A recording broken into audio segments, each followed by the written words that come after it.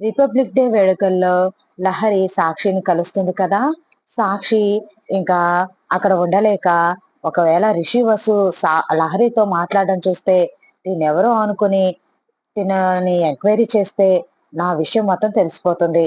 కాబట్టి నేను ఇక్కడి నుండి వెంటనే వెళ్ళిపోవాలి అనుకుని సాక్షి నాకు పనుంది లహరి. నాకు హాస్పిటల్‌లో వర్క్ ఉంది. నేను తర్వాత నీతో మాట్లాడతాను. నా అడ్రెస్ ఇస్తున్నాను. ఆ అడ్రెస్‌కి రా. మనం తీరిగ్గా అక్కడ మాట్లాడుకుందాము అని చెప్పి హాస్పిటల్‌కి వెళ్ళిపోతుంది. హాస్పిటల్‌కి వెళ్ళిపోయిన తర్వాత తన క్యాబిన్‌లో కూర్చొని ఆలోచిస్తూ ఉంటుంది సాక్షి. లహరి మాట్లాడుతున్నా లహరిని పట్టించుకోకుండా హడావుడిగా వచ్చేసాను. నేను ఇలా రావడం చూసి లహరి తనని నెగ్లెక్ట్ చేశానని ఏమైనా అనుకుంటుందేమో! కానీ నేను అక్కడే ఉంటే రిషి వసులు చూస్తే చాలా ప్రమాదం. నేనిలా రావడం కరెక్టే. లేకపోతే నా మీద రిషి వసూలుకి అనుమానమొస్తుంది. నేను చేసింది కరెక్టే. తప్పేం కాదు. లహరికి అడ్రెస్ ఇచ్చాను కదా! తను వచ్చినప్పుడు అన్ని విషయాలు వివరంగా చెప్తాను. తను ఖచ్చితంగా అర్థం చేసుకుంటుంది అని అనుకుంటూ ఆలోచిస్తూ ఉంటుంది సాక్షి. లహరి ఆలోచిస్తూ ఉంటుంది. అక్కేంటి సాక్షితో మా అక్క బావ వాళ్ళది కాలేజ్ అని నేను చెప్పాలి అనుకుంటే, అక్క వద్దు చెప్పొద్దు అని సైగ చేసింది. ఎందుకలా చేసుంటుంది? అని అనుకుంటూ ఉంటుంది.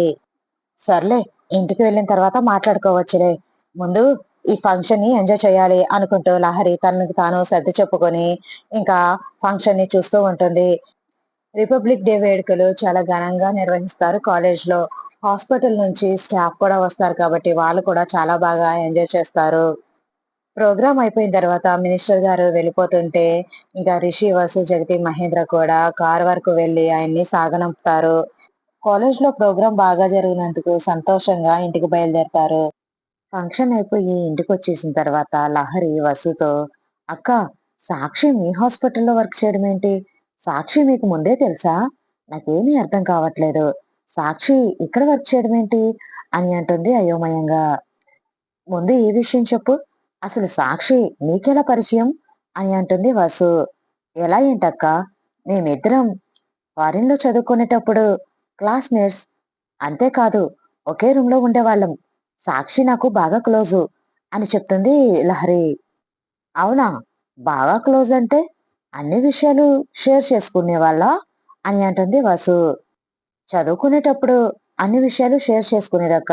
తన జీవితంలో జరిగిన ప్రతి విషయం నాతో చెప్పుకునేది.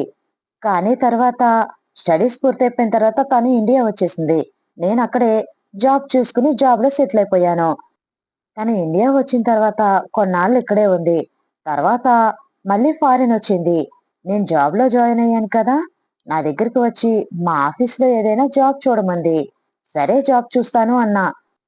తర్వాత తెలిసిన ఫ్రెండ్స్ ద్వారా వేరే ఆఫీస్‌లో జాయిన్ అయ్యాను అని చెప్పింది.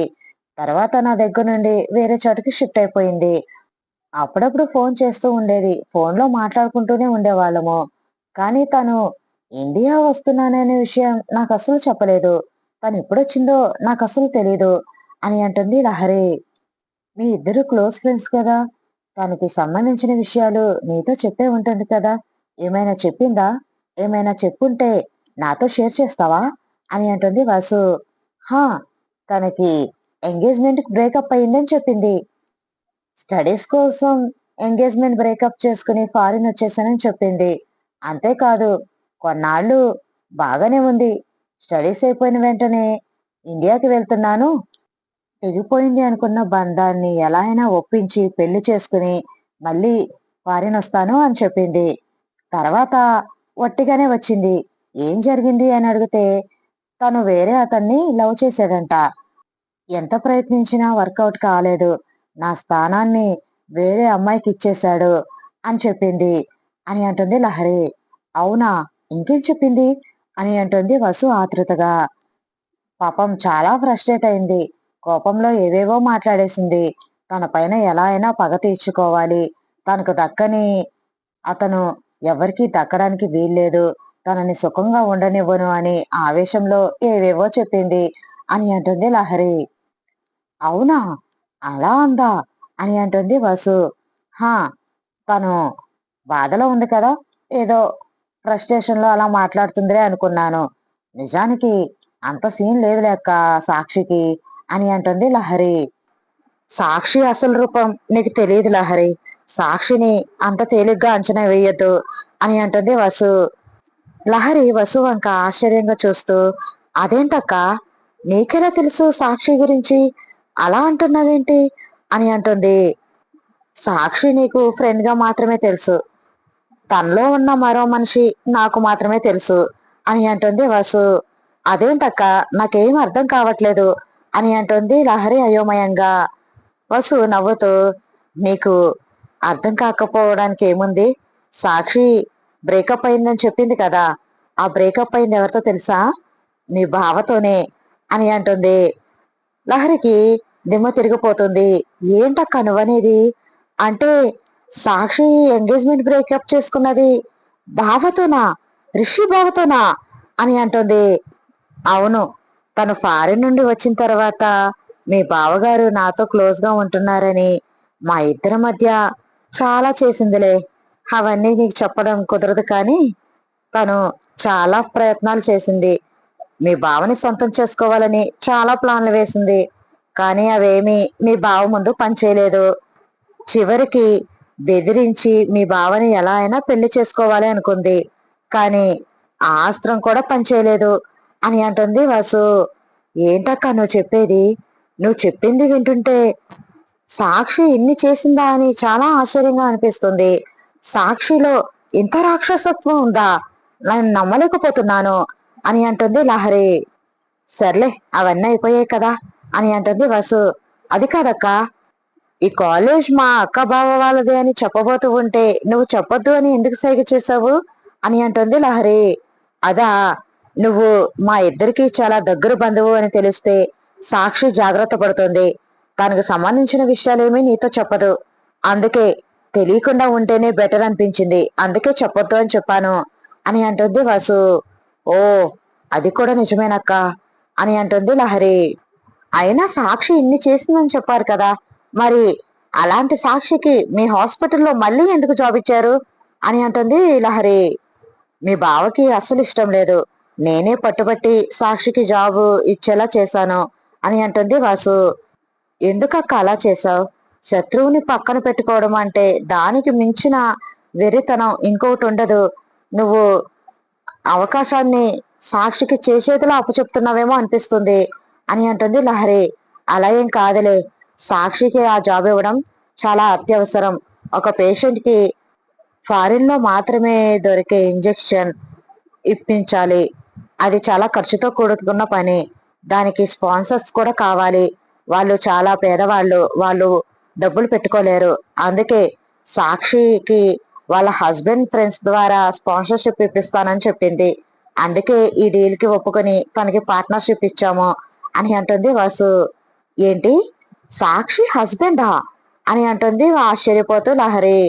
అవును, అదేంటి, సాక్షి వాళ్ళ హస్బెండ్ నీకు తెలుసా, మీ ఇద్దరు బెస్ట్ ఫ్రెండ్సే కదా, తెలిసే ఉంటుందిలే, తెలియకుండా ఎలా ఉంటుంది, సాక్షి వాళ్ళ హస్బెండ్ ని నువ్వు చూసావా, తను ఇండియాకి ఎప్పుడు వస్తారు, ఈసారి ఖచ్చితంగా వాళ్ళ హస్బెండ్ ని పరిచయం చేయమని చెప్పాను అని అంటుంది వాసు. ఏం మాట్లాడుతున్నావు అక్క, సాక్షి వాళ్ళ హస్బెండ్ ఏంటి, అసలు సాక్షికి పెళ్లి ఎప్పుడైంది అని అంటుంది లహరి. ఏంటి లహరి, ఏం మాట్లాడుతున్నావు అని ఆశ్చర్యంగా అడుగుతూ ఉంటుంది వసు. అవునక్క, నువ్వేదో పొరబడినట్టున్నావు, సాక్షికి ఇంకా మ్యారేజ్ కాలేదు, తను ఇంకా పెళ్లి చేసుకోలేదు, ఒకవేళ సాక్షికి మ్యారేజ్ అయితే నాకు చెప్పకపోయినా మా ఫ్రెండ్ సర్కిల్లో ఎవరికైనా ఒకరికైనా తెలుస్తుంది కదా, అలా మా ఫ్రెండ్స్ అందరికీ తెలుస్తుంది కదా, అంతెందుకక్క, తను నాతో బాగా క్లోజ్ గా ఉంటుంది కాబట్టి తను నాకు ఖచ్చితంగా మ్యారేజ్ అంటే ఇన్విటేషన్ ఇస్తుంది, తను నాకు ఖచ్చితంగా మ్యారేజ్ కి చెప్తుంది, అలాంటిది నాకు చెప్పకుండా తనైతే పెళ్లి చేసుకుంది అంటే నేను నమ్మను అక్క, మీకేదో రాంగ్ ఇన్ఫర్మేషన్ వచ్చినట్టుంది అని అంటుంది లహరి. అదేంటి, ఎవరో చెప్పింది కాదే, తనే చెప్పింది తనకి మ్యారేజ్ అయిందని అని అంటుంది వాసు. ఏంటి, సాక్షినే తనకు మ్యారేజ్ అయిందని చెప్పిందా అని అంటుంది లహరి. అవునే, తన హస్బెండ్ ఫారిన్ లో బిజినెస్ మ్యాన్ అని, తన ద్వారానే, తన ఫ్రెండ్స్ ద్వారానే మా హాస్పిటల్లో పేషెంట్ కి స్పాన్సర్షిప్ ఇప్పిస్తానని తను చెప్పింది, అందుకే మేము తనను నమ్మాము, అంటే ఇదంతా అబద్ధమా అని అంటుంది వసు ఆశ్చర్యంగా. నువ్వు చెప్పిందంతా విన్నాక నాకు ఇప్పుడు అనిపిస్తుంది అక్క, సాక్షి ఖచ్చితంగా ఏదో ప్లాన్ తోనే వచ్చింది అని అనిపిస్తుంది. తనకు పెళ్లి కాలేదక్క అని అంటుంది లహరి. వీడియో నచ్చితే లైక్ చేయండి ఫ్రెండ్స్. మన ఛానల్ని ఫస్ట్ టైం చూస్తున్న వాళ్ళైతే సబ్స్క్రైబ్ చేసుకుని బెల్ ఐకాన్ ప్రెస్ చేయండి, షేర్ చేయండి, కామెంట్ చేయండి మీ అభిప్రాయాన్ని. Thanks for watching. Bye bye.